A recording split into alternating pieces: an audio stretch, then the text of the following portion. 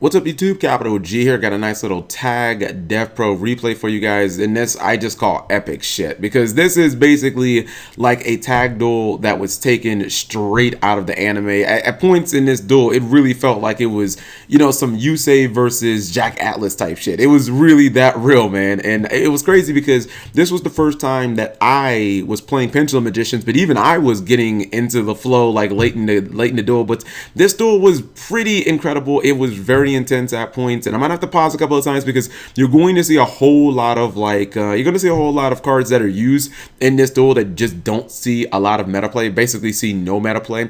So just understand this was my first time playing this deck. We just kind of threw it together because I was like, I want another deck that works in tag. I'm sick of running the same old, you know, Sibias and whatever. So I want another good deck that works in tag, and every deck just doesn't work in tag. Like Cleaforts don't work in tag because like if you put the pendulum scales up, then your tag partner can't special summon unless they're running Cleaforts too, so it doesn't work. Monarchs don't even really work in tag because if your opponent is playing domain monarchs, then they can easily just turn your domain off, and that doesn't work either. So, you know, there's a lot of decks, but not every deck works in tag. So we kind of threw this deck together. It was my first time playing it, and the misplays will definitely be real, guys. So I'm going first, but even I'm not, you know, I'm not stupid. I'm not so dumb that I don't know how to, you know, activate a monkey board, get a Joker. I get the Odd Eyes Unicorn. That card is so cute. Now, for some reason, I pendulum summoned everything. Okay, here was my mindset, right? Obviously, this is incredibly stupid.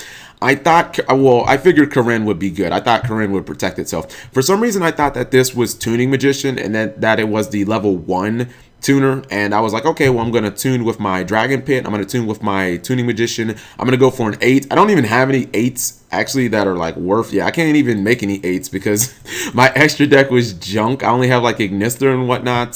So, you know, if I had like an Omega, I would have went into that, but I don't even have the right like tuner to go into it anyway. So this was just a complete misplay. And don't even ask me why Archfiend Eccentric is on the field. I have no idea. I just decided to go YOLO. Obviously, not very smart.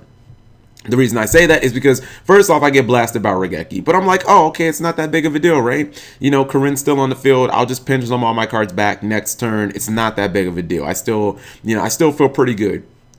Dude goes into Dante. Obviously, I'm going to bounce with Karin. Then he hits me with the Twin Twister, and I'm like, oh, fuck. I think I done lost the duel for us.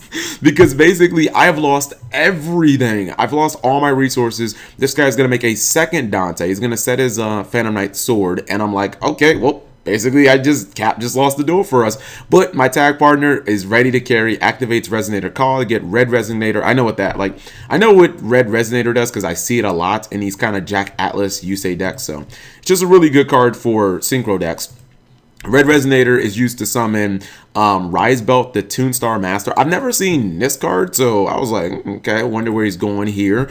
And he goes into Scarlight. Now he tries to pop Dante. Dante gets protected by Sword, but he's not done yet. He summons this right here, which was Synchron Resonator. A lot of these decks run this card too. And then he goes for the hot Red Dragon Archfiend Abyss. This card is amazing. It can negate spells, traps, and monster effects once per turn. And if it inflicts battle damage, you get to summon a tuner from your graveyard. Like, if there was like an easy button to summon this card, like I would probably build a deck around it. It's really that good. I mean, assuming you don't get like messed up by a kaiju, it's really damn hard to kill.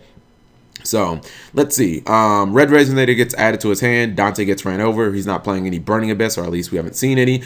And everything just goes back to normal. So this guy opens with Cyber Dragon. Then plays Tuning to get a copy of Junk Synchron. Now here's the crazy thing. He summons his own Synchron Resonator and then his own Rise Belt Toonstar Magician.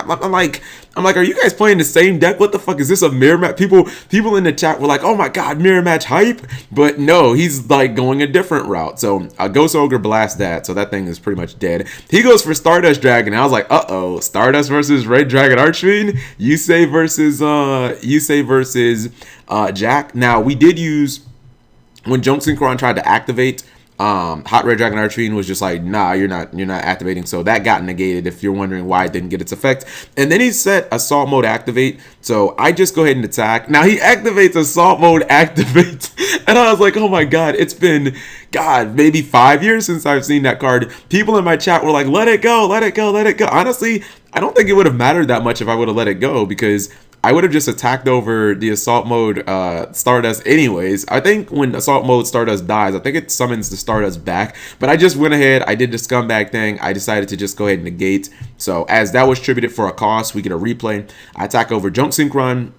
I get a copy of Synchron Resonator. Now, I'm not going to really use my scales here, even though I could. So I decided to just summon the Karen. He plays, the Phantom Knight player plays Foolish Barrier. I'm just like, I'm going to go ahead and negate that. The reason I did is because I felt like if he went for any XC here, like he goes for Levier, and I'm just going to bounce it. And I felt like Red Dragon, he was pretty safe on the field against that. Now, at this point, I think that this duel is pretty much over, but the swag is not done. Look at this. He goes for Stardust Charge Warrior, but he's not done. Goes for Ancient Pixie Dragon, and then busts out the Crystal Wing Synchro Dragon. This is all in one turn. I was like, yo, who is the real synchro master of this duel? I feel like everybody's trying to one-up each other when it comes to synchros. Now he says to Solemn, and I think at this point, I'm like, oh, okay, we got this. We got them pretty much on the ropes because, this guy special summons a quick draw, and they have the Phantom Knight to Fog Blade on our Crystal Wing, but we can obviously negate that with Red Dragon. This was a misclick. This wasn't supposed to be in defense mode, so yeah, my attack partner, he was like, damn, Cap, I misclicked.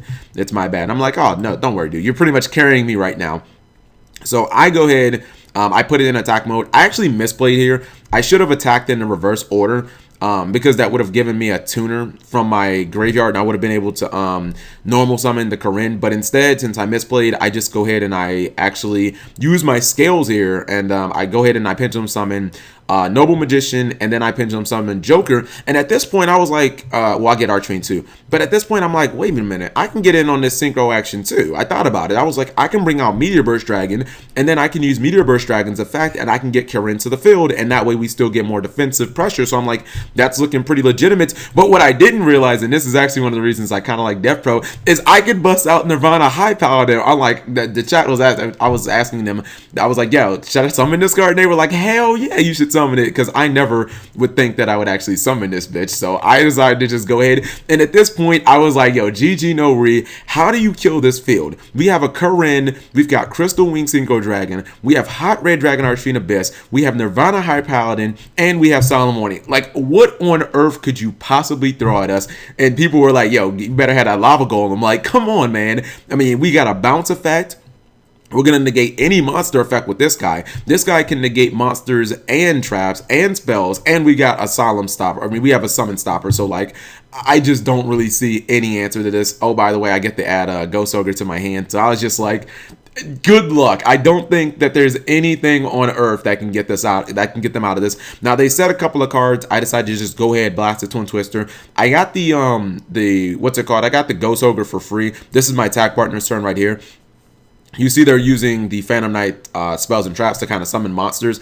We would have gamed them if they hadn't done that. Now, my attack partner foolishes for Trick Clown and then just summons the Corinne back. Don't really think that was necessary, but at this point in the duel, it's pretty much over. This is my last turn. I activate the Pot of Cupidity for no reason at all, and then they just say, all right, Cap, you got it. We're just going to scoop. But I thought it was pretty epic because, at one point, it was like my attack partner was busting out the Hot Red Dragon Archfiend, and then they tried to answer with the Stardust going into the assault mode activate. Then my attack partner comes back with the Crystal Wing, and then I kind of top everything off with the Nirvana High Paladin. Didn't get to use the effect, outside of adding the card from the graveyard to the hand. Didn't really get the swag with it, but I still think that our field was, this is one of the strongest fields I think I've ever made, or I've helped to contribute. I didn't make this field by myself. Obviously, I had help, but, just an interesting duel I wanted to show you guys. So let me know what you guys think. Thank you for watching as always.